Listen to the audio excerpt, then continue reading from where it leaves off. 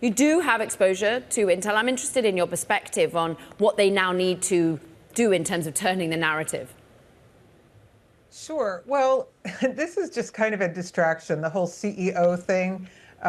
He's in. I'm sure the board thoroughly looked at him, so I'm going to move on from that.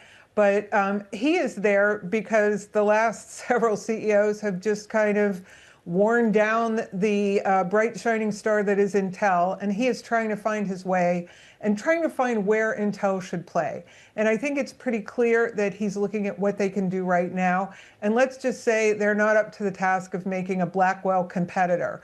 But they do have some good technologies that are used in AI, mostly around packaging.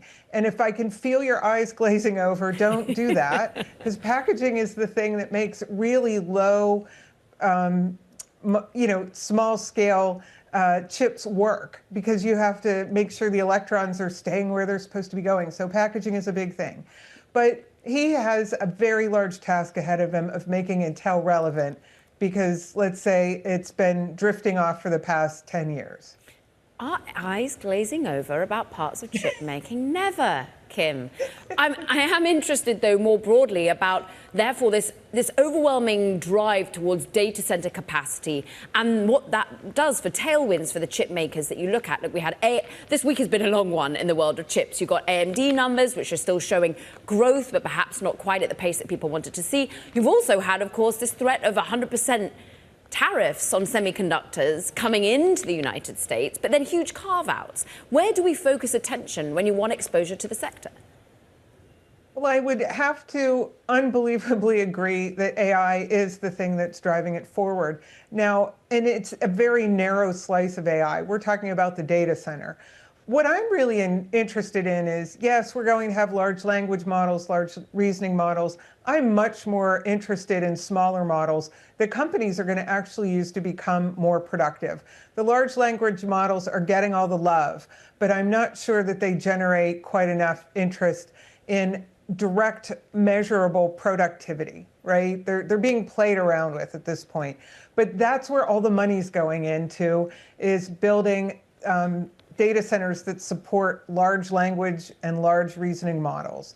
Will that go on forever? No. I think what's more interesting is the further we get away from the data centers out to where the information is going to be used, that's when more companies are going to be involved. And Intel may have its place out there, because what we really want are not necessarily walking around robots, but robots that do things that are under the control of the data center kind of computing.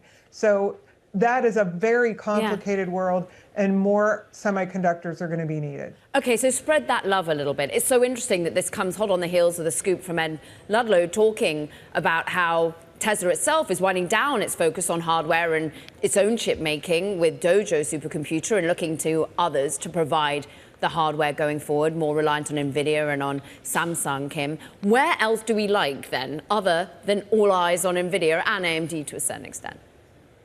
Well, I really love Micron and memory, because for many reasons. Micron has the hot DRAM that goes on the Blackwell chip and probably on AMD's chip, and that's memory that's going to move data in and out of a chip, right? So that's thing one.